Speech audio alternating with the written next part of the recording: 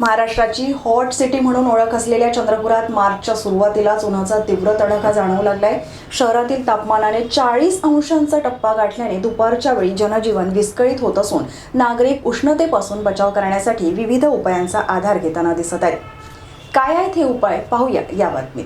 महाराष्ट्राची hot city म्हणून ओळख असलेल्या चंद्रपुरात यंदा उन्हाळ्याने अपेक्षेपेक्षा लवकरच जोर धरला असून मार्चच्या सुरुवातीलाच तापमानाने 40 अंश सेल्सिअसचा टप्पा गाठलाय।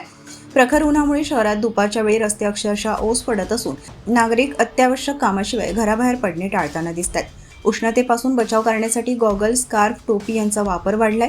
दरम्यान वाढत्या उकाड्यामुळे नागरिकांचा कल थंड पेयांकडे वाढला असून शहरातील रसवंती गृहे, लिंबू सरबत आणि आईस्क्रीमच्या गाड्यांवर मोठी गर्दी होत आहे। हवामान विभागाच्या अंदाजानुसार येत्या काही दिवसात तापमानात आणखी वाढ होण्याची शक्यता असून एप्रिल-मे महिन्यात उष्णतेची तीव्रता अधिक वाढण्याची चिन्हे आहेत। त्यामुळे दुपारी 12 ते 4 या वेळेत शक्यतो घराबाहेर पडू नये आणि भरपूर पाणी प्यावे असे आवाहन प्रशासनाकडून करण्यात येत आहे।